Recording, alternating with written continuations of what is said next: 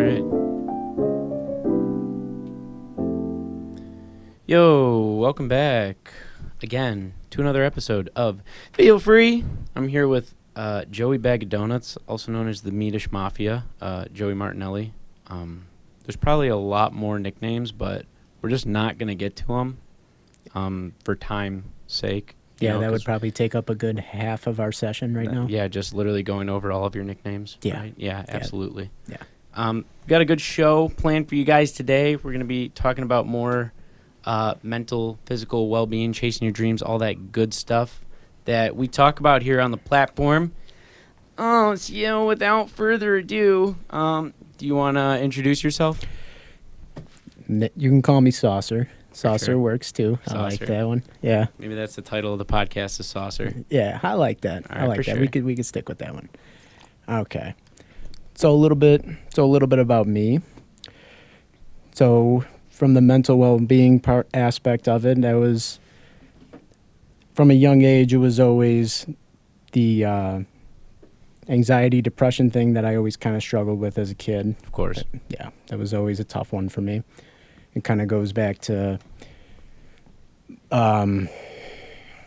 there's like a lot of school issues. That was a little bit about me. It was a lot of school issues. Yeah, I was going to say the educational system wasn't too good to you, but you don't learn very well in the traditional sense, correct? So no, it was kind of set up for people like you to fail. But then again, like once you got your feet under you and like where you are now, later on in life, like you've taught yourself how to learn in your own way, at your own pace, right? Correct. Right. And we could definitely have like another podcast about the educational system. Obviously, I'm going to have Lisa on here. She's going to talk about that. But I'd definitely be interested in talking about that with you because you were one of the outliers for the educational system, technically. Mm-hmm.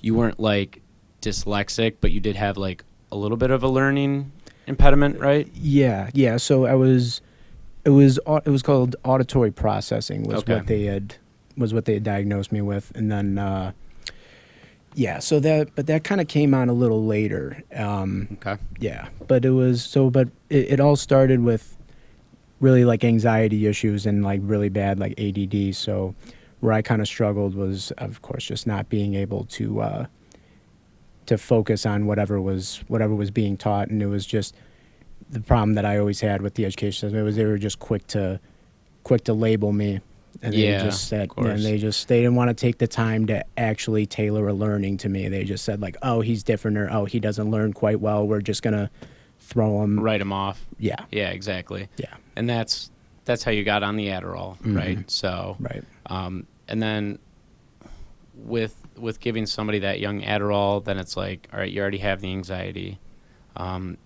Your mother was very big fan of, your our parents' generation in general, very big fans of fast food, Mm-hmm. Food that's just not good for you. Then there was television. Everyone's addicted to media. So from a young age, it kind of started being a problem for you, like all these different like habits, right? Correct. So I guess I should give people a little context where you're at now. You're 180 pounds.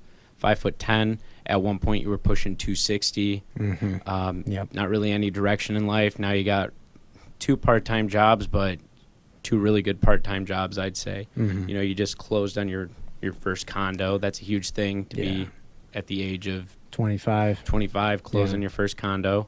No student loan debt, sitting pretty, Mm-hmm. financially responsible. Also, you've done a lot of work on your well-being, mental and physically. So that's kind of like brought you on here to talk about that. I just had Joe on last week. People are actually asking me about what the next episode was going to be, and I was very excited to say that you were going to be here because it is very inspirational to hear anybody who loses 80 pounds and keeps the 80 pounds off Mm-hmm. and changes their life because of it. Like, could you ever see yourself going back to something that you were before the age of 24? No, I just can't go back to being that right? person. No, it's been about 2 years now, 2.5 years since those changes, and now I've gotten to the point where I've seen the hard work pay off. I've seen the changes amount to something, and just the thought of even like like just the thought of like looking back Slipping on up or going back. going back to what I used to It's be. just cringy, right? Oh my Yeah. God. It just, it makes me sick. I sit there and I go, how many years I wasted.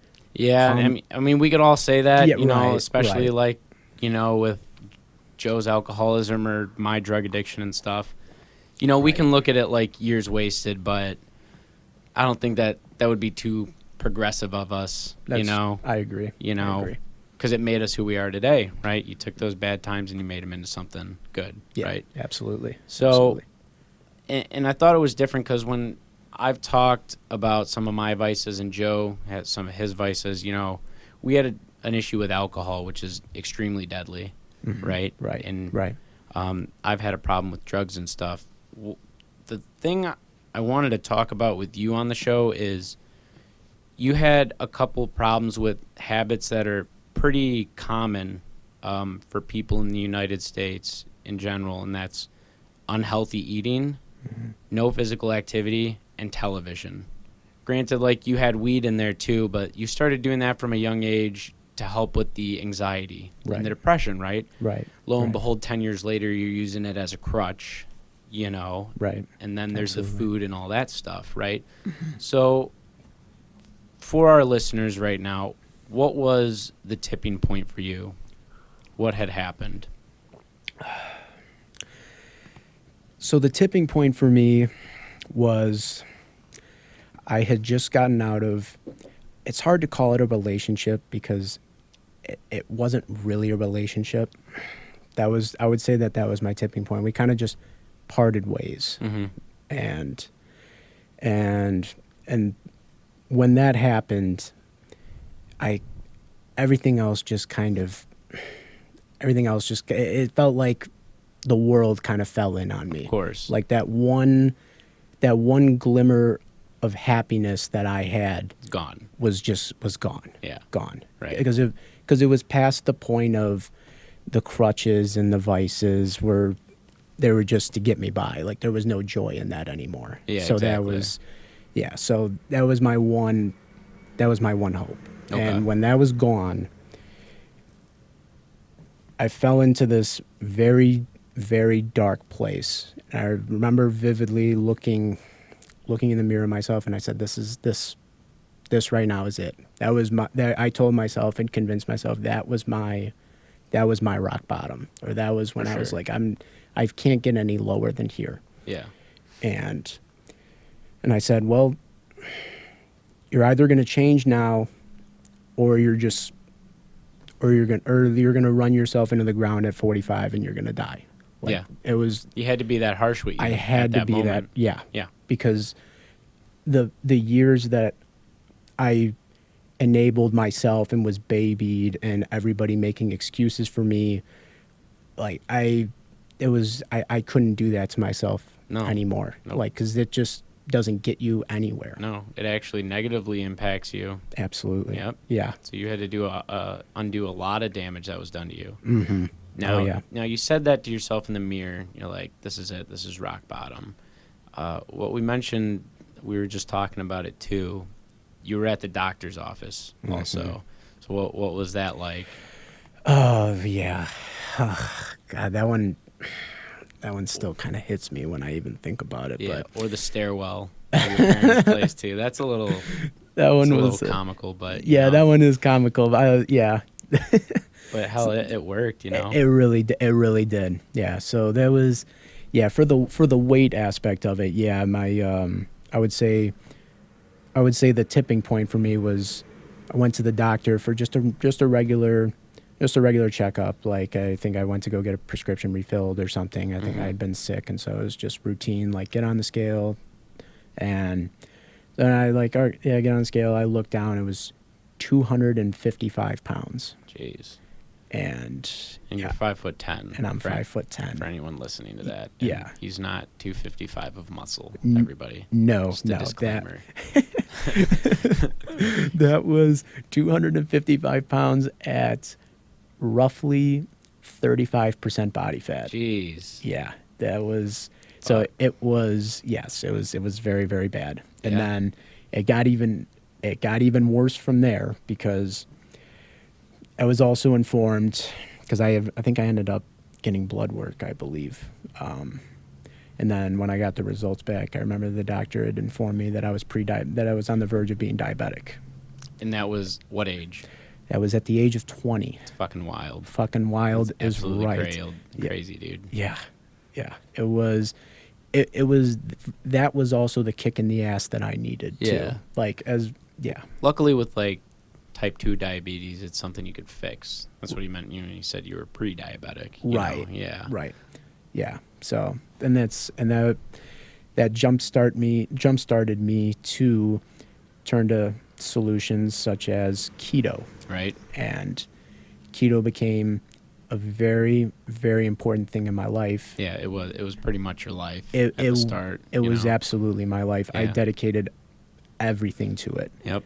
And even though I don't practice keto anymore, but I will forever be grateful to what it did for me. And I will always recommend anybody who is looking to lose weight, keto is the best way to do it. Right. Absolutely. And like, I mean, we can obviously say like Jimmy was a huge inspiration to you, right? Mm-hmm. We just had Jimmy on the podcast the first week. He was actually a really big inspiration for you to lose the weight because he was bigger than you and he lost a fuck ton of weight. Yeah. And he can come on here and him and Joe can talk about the, how do I put it? The biochemistry of keto and all of that crap. Mm-hmm. But I think what really helps also is it was a discipline for you, right? It wasn't just what you were putting in your body or keeping out of your body. It was the discipline of doing it, Absolutely. And like how you said, oh, well, I don't do keto now, but you're forever grateful for it is because it gave you an insight of what you need to do on a weekly or a daily routine, right? Yeah, absolutely. So you started out with the big change. You're like, I'm going to do keto, right? And I think at the time, too, you had given up habitually smoking weed, too, right? Yeah, I think that was right about...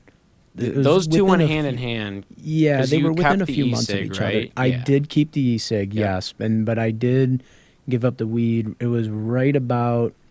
I think it was within a couple of months of each other, or maybe even within like a month of each other. I know that it's been... I started keto March 2020, pandemic. Yeah, pandemic. Okay. That's when it hit for me. That's when I started getting very serious about it because I ran out of excuses. Yep. My excuse for years leading up to that was always, I've for most of my life have worked 2 jobs, and I use those as excuses to say, oh, I work too much. Like I have 2 jobs. How can I do it? Like how can I? I don't even have the time. Where's the energy? All my energy goes to work, and it's like that was all bullshit. Yeah, of course. It was all bullshit. Yeah. Like I was fucking lazy. Of course. We get so good at making excuses. Oh my God. And then when we finally outwit ourselves, we're like, wow, I was being a lazy piece of shit the whole time. Oh my God. It just drives me nuts. Like, so the start of the pandemic, your one job was gone completely. Actually, nearly both of them. Nearly right? both. Yeah, I went from like 35 to 40 hours a week down to like 10 tops. Yeah. So I was like 80% of my week was gone. Yeah. In a snap of a finger. And so like you said, you had no more excuses. You see, I think that's crazy too because most people went the opposite way because of the pandemic. Right. And granted, there have been a lot of stories about people who took that and they're like, oh, I'm going to start my own business, or I am going to get in shape, or I'm going to do something, Right. And then there's the people that kind of crumbled a little bit, and they're still trying to pull themselves out of whatever they got themselves into. Right. But I still think more often than not, people crumbled because of the pandemic. It was crazy. It's global phenomenon and stuff. But you took that moment and you're like, well, I'm home now. I have to fix this, right? You're like, I'm not going to come out of this pandemic a worse person. No. So you were driven to be a better person because of that. Yeah, absolutely. Yeah. And it was just something I had convinced myself there was no other way. Of course. That was the only way I've ever been able to accomplish really anything substantial in my life, was just I took the choice away. Yep. Like, of just like, oh, I should do this or I should do that. It's not I should anything. It's not I should this. It's I'm going to do this. Yeah, exactly. Like, it's just those simple changes in the words to yourself make all the difference. Of course. And that was the biggest. It was a kick in the ass. Yeah. That's and a desperately needed one at that. And it's too easy to blame the people in my life, because my upbringing was full of that type of condoning, coddling, yeah. enabling, yeah. and just soft. Like, Yeah. that's just the word for it. You know what I mean? Like, there's just no other way to to describe There's it. not. Like, and I love. You can't be mad at them though. No, I can't. I can't. And I love. Obviously, I love my parents to death, same, and I love my mom love to my death. parents, love your parents to death, obviously. Yeah, but it just got to a point where I had to be real with myself and realize that the way that I was going about my life was just not the way that like to reach what I wanted to reach, I had to change everything. Exactly. Like, and so before we get into how the first couple months went of these changes, because that's something I always like talking about when I bring people on here, because some people do really well at changing their habits at first, and then they don't see the results right away, or they have, I'm on vacation for a week, I can slip up a bit, and they slip out of these good habits they've just been building. Right. So I like to really talk about that first couple months transition period. But like you just stated, you're like, well, I've got something I'm trying to achieve, right? What outside of the weight loss are you looking to do, like dream wise? So a big outside of the personal things was always very, like, I needed to change my goals in my professional life. Yep. Like, that was a big one for me, because for the longest time I was just happy with just doing the bare minimum of just working at GQ, putting in my little bit of time, and just like making enough money to really get by, Yeah. and just pretty much pay for my drugs, essentially. Of course, because I was yeah. living at home, I had nothing else to pay for. Yeah, so besides drugs. Besides drugs, Yeah, it's literally it. Drugs and fast food. Yeah. That was where 80, I'd say easily 80, if not 90% of my money went. To weed and fast food. Weed, fast food, And shoes. I forgot about the shoes. J's, man. I did. Expensive ass hobby. My God, that was way too expensive of a hobby. Right.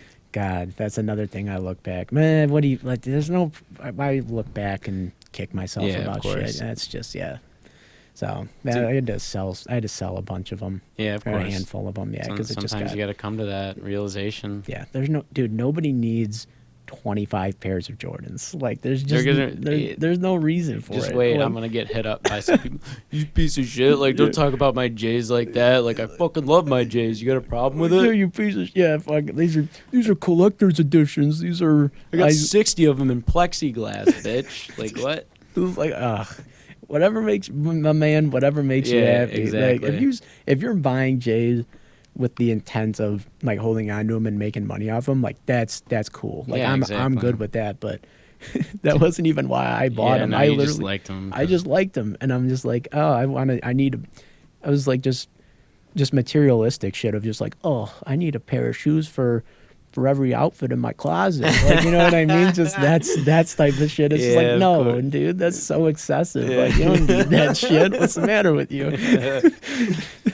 So you obviously, as you're like saying this, it's almost like a maturing moment. You're like, all right, I sold most of my J's. I don't need an outfit or I don't need J's for every outfit. Right. I changed my professional life, like more goal orientated. Lost all this weight.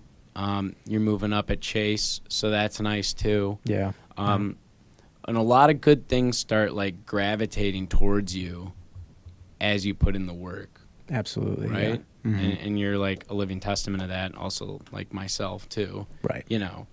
But it wasn't always like this. So the first like couple months for me, taking down all the bad habits, pretty brutal, right? Mm-hmm. And I actually, it wasn't the global pandemic. It was actually the year before that, right? Mm-hmm. So I had to get off the cocaine and the alcohol, right? So I replaced it with video games and nicotine, right? Mm-hmm. And also I worked like 50 to 60 hours a week, right? Just to Yep. like not give myself any free time to be miserable. I'm like, Oh, that's the thing that'll kill you is the free time. exactly. Oh. Yeah.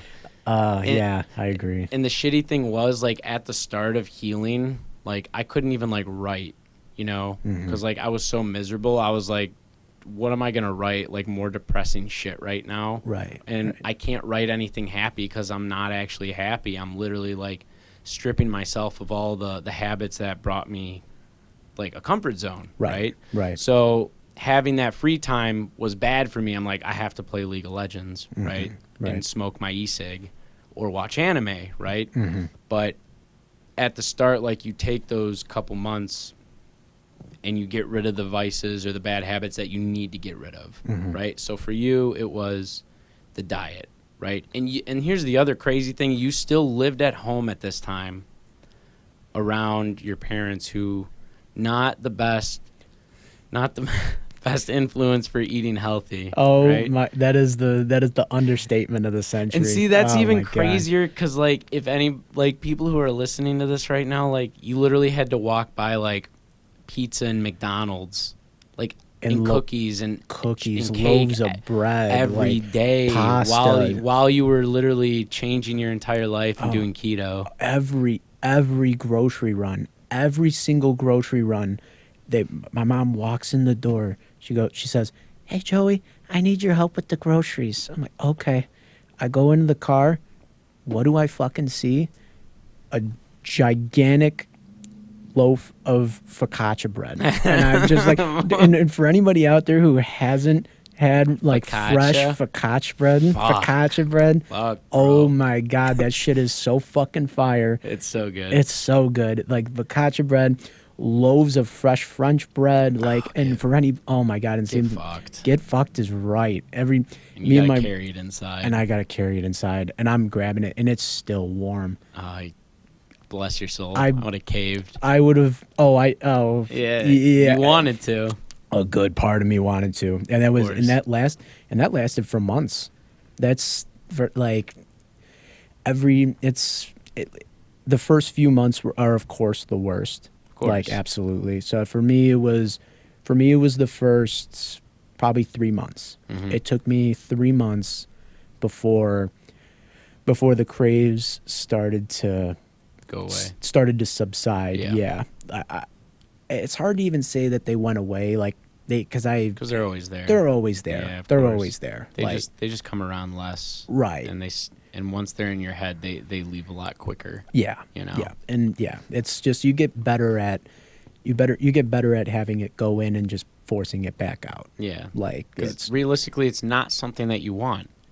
Like deep down, like your soul. Like if it really wanted that, it would have latched onto it immediately and not let go. Right. But because you've done all this work, like shedding all of these bad habits, you're like down to the core of like who you are. It's way easier to let that shit pass through. You're like, oh, that's not really me anymore. No. That was never me to start out with. No. You know? No, that's the old me. I had to flip the page, turn the leaf, and bring a new me out of the old me. Exactly. It's every day. It's an everyday grind. Yep. It's been 2.5 years, and it's still hard. Of course. It is. Yeah, it's definitely still brutal. Yeah. Every couple of weeks, I fucking love ice cream, bro. You know me, and I fucking destroy that shit. Oh my God. And I, thank God I'm so active. Right. And thank God I'm so good the other 6 days of the week, right, with eating. So, I can slip up every once in a while and demolish like a giant order of ice cream from somewhere in town, Oh God, yeah, fuck me, bro. Yeah, that's good shit. Oh my God. And I thought it was interesting. You said you don't do keto now anymore. but you brought the fruit back into your life. Fucking love fruit. Oh my God, You know? fruit is some of the best shit. I will like, because when I was peak keto, I had given up fruit. Yep. Oh my God, I forgot. Like, I was so strict on keto. Yeah, I remember. I remember finally starting to introduce fruit again, and I felt guilty. Yep. My I bet. like in my mind, I was like, my mind was screaming at me, "You're a fucking cheater! You're a fucking cheater! What's the matter with you? You're gonna eat it!" Like literally, I had like an apple, and you would think I just like committed major atrocities. Yeah, like, right. it Or was, like the, yeah, I mean, in your case, it's like I just like slammed McDonald's for a week, Right. like an atrocity to somebody on a diet, you know. right. But realistically, it didn't. It's just, it's fruit, man. It's fruit Now that isn't you gonna kill reintroduce it into your diet, like it's such a for anyone that's like addicted to sugar, like anybody in America, right? like a major portion of a America. major portion of Americans, right? Like if you just start introducing just like fruit throughout your day, like those cravings for sugar definitely go away. Oh, absolutely. For sure. Yeah.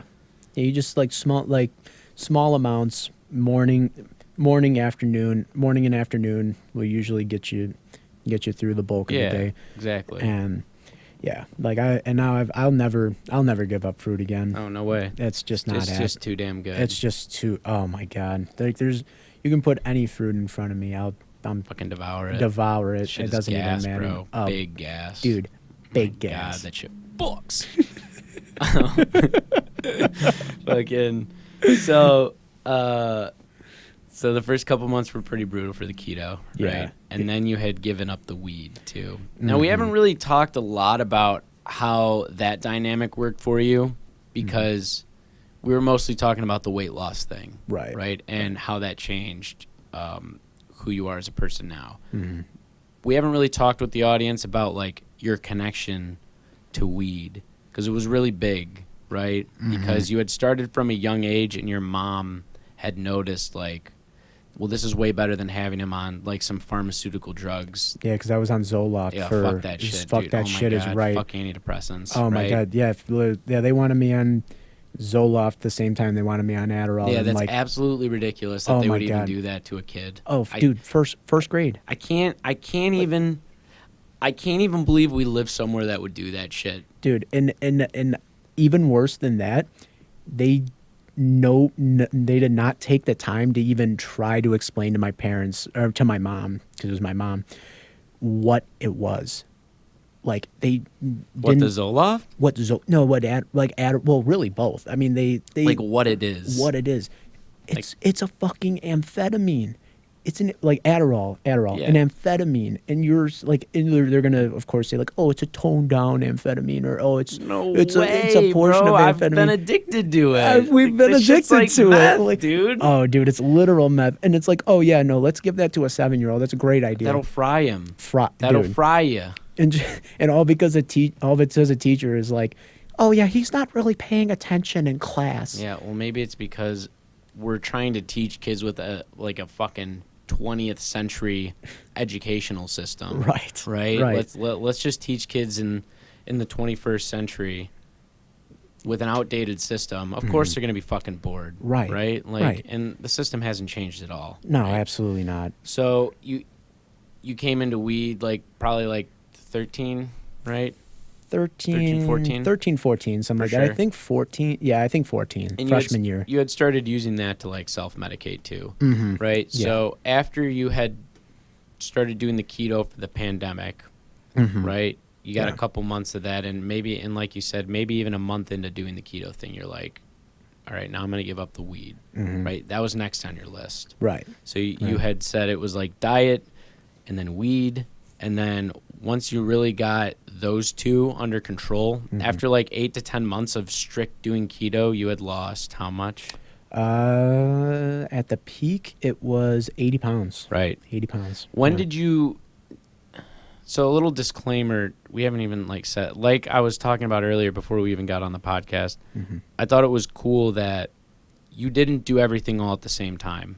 And that's something I'm going to be writing about in my second book, The Hierarchy of Habits, like replacing habits at different levels, right? the Right. negative and positive way. Mhm. So you didn't like strict do a diet and be like, I'm going to work out 6 days a week and give up weed, right? No. Like you would have No. crumbled. Yeah. Exactly. I That's just wouldn't- too much. No, that's way too. Yeah, it's way too much. Those are such major changes. Yeah, that you can't handle that. Such deep root. Yeah, such Yeah. deep rooted shit that there's no way you can address all three at No once. way. Yeah. So, about how far into the change with giving up weed and changing your diet, when were you like, all right, now I'm going to start introducing a workout routine? Yeah, that got probably right about like 8 to 10 months in, but it was so it was about 10 months into keto and like almost a year into habitual weed use. Or I started- lack of weed use? Lack of weed Yeah. use. Right. That's probably the better way to describe it. But So you said a year? yeah, it was about a year. Okay. I'd say like 10 months to a year, something like that. For sure. Yeah.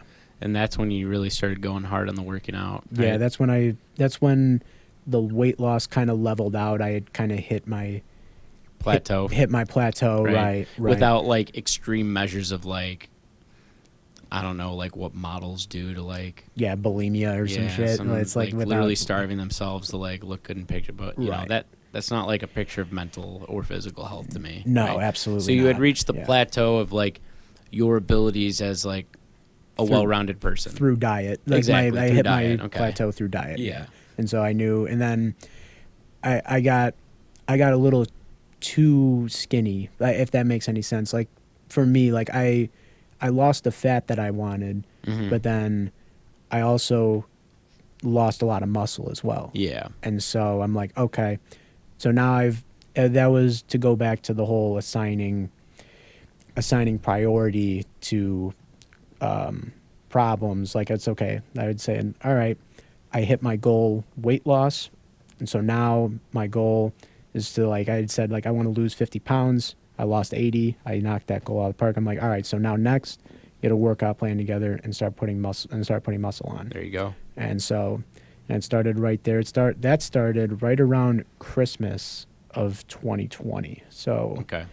let's see. So I started in March, December. So what is that? 9 months? Yeah, Yeah. it's like 9. Yeah. So it was right about 9 months of keto is when I started implementing a workout routine. And yeah. that's like a year and a half ago from now. Mm-hmm. Yeah. Mm-hmm. And just kind of Yeah. just been steady, like healthy as fuck, right? Yeah. Yeah. Yeah. Like small breaks here and there, but Of course. never. Yeah. But like a week here and there. But I mean, I'll forever say that, like giving your body like a week or two to recover and reset is always Yeah, of course. going to be a good thing after 6 months, 8 months of just very, very strict workouts, 6-7 days a week. There was a point where it was 7 days a week I Yep. was working out, and so yeah, it's and you, just you got to give yourself a break. you at got to that give point. absolutely. Otherwise, That's just you're not gonna- sustainable. Yeah, it's not sustainable, and you're also like not going to heal Right. because your muscles need time to heal at that point. Yeah, absolutely. Yeah, and it just every day you're walking around sore, and it's just that's after a while that's no way to live.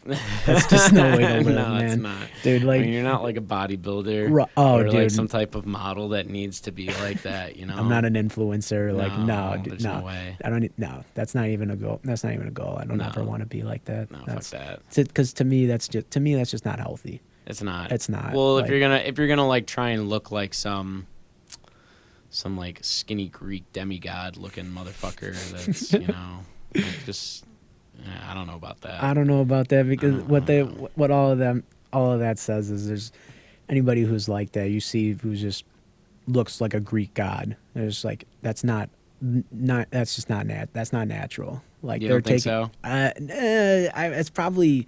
I think it's a lot of work. It is a lot of work. It's a lot of work. So yeah, I probably shouldn't go so far as to like Say it's not natural. just to say everybody isn't natural. Yeah, I shouldn't exactly. say that. I shouldn't go that far with it. But I guess it's more accurate to say like you can't see yourself getting there because you know how much work that would be. and I just I wouldn't. yeah. That just sounds like not a fun time. Right. No, I'm in right now I'm in the process of cutting where I'm like Okay, where yeah. and I know so like in this month and a half that I've been cutting, I know like you said, like I know what I would have to restrict to be able to get like that. Yeah, of course. And it would have to be significantly worse than what I'm doing right now, because I'm restricting, but I'm not restricting enough. Yeah, exactly, because I'm going the long route with this.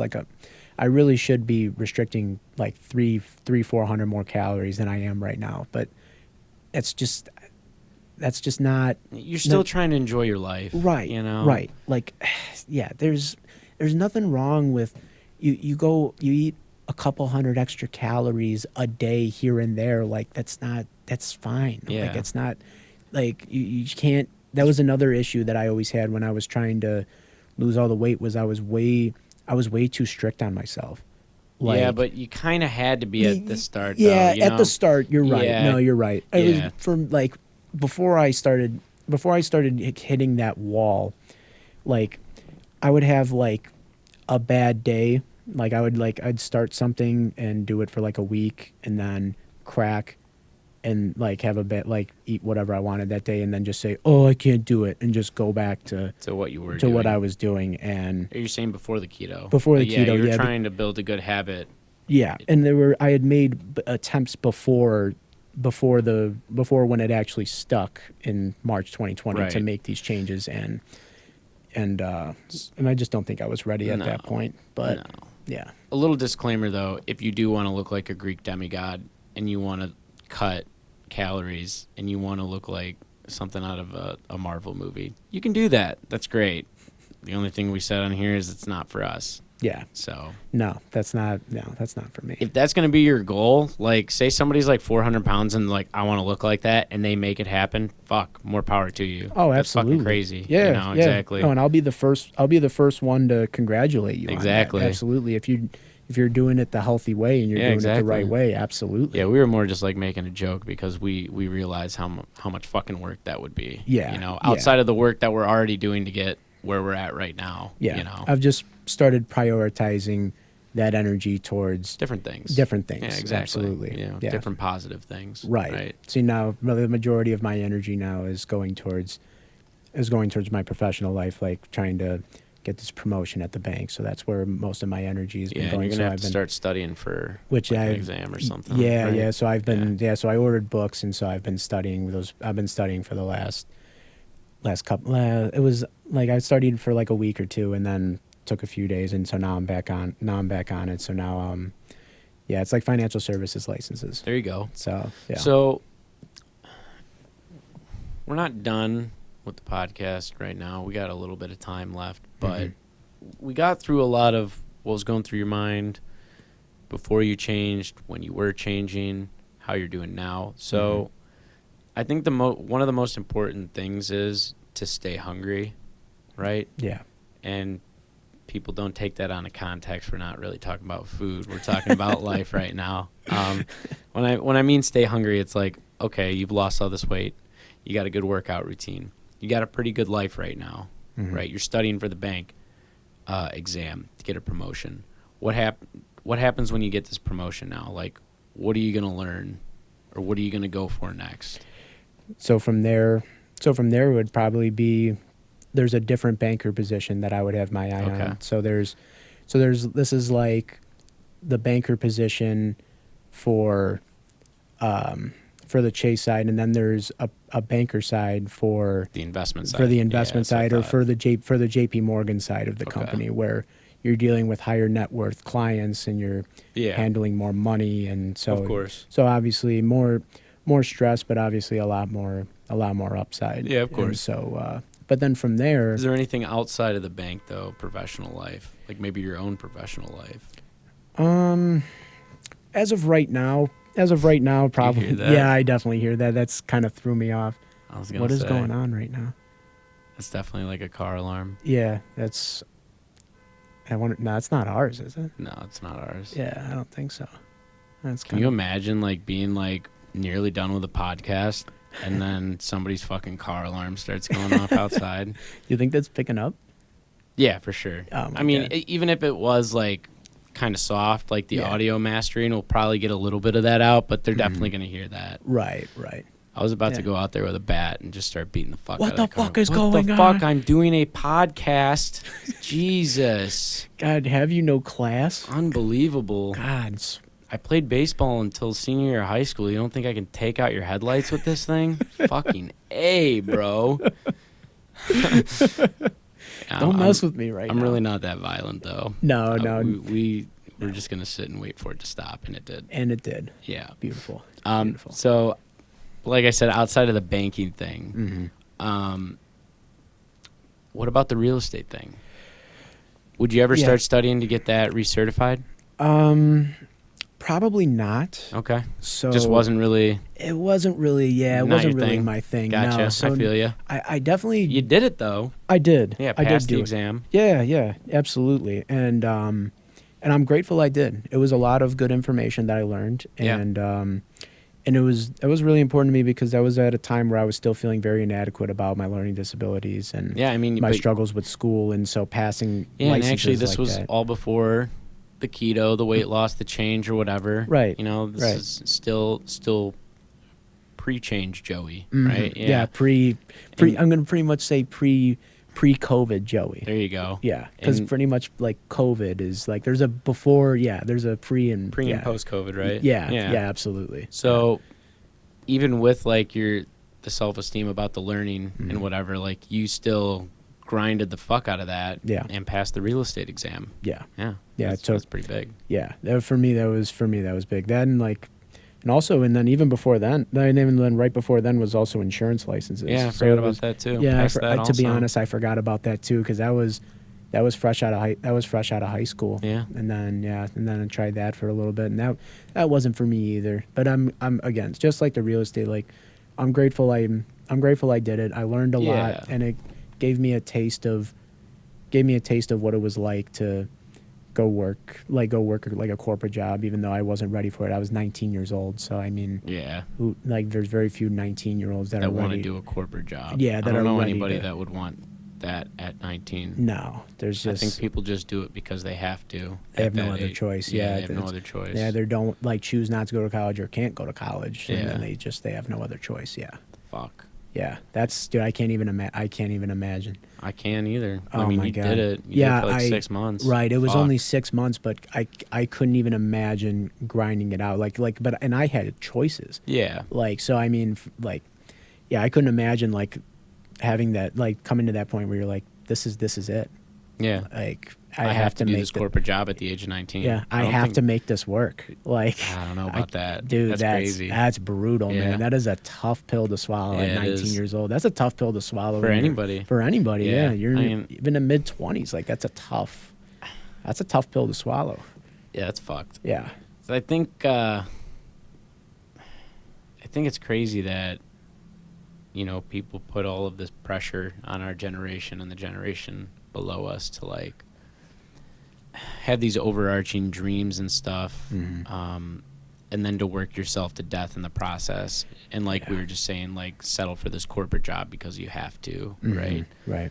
I think all of these mental biases that have been put on us, and just like the educational system ruling you out, right? Or slowly but surely in my brain, in our brains, our parents are like, oh, you can have this now, in terms of cake, or oh, everybody's got a vice or something, right? But I think we really underestimate just how easily manipulated our own condition is, what we latch on to and stuff, and where that just rolls over into every other aspect. My God. And then the amount of effort it takes to change that and undo that damage, it's crippling. Right?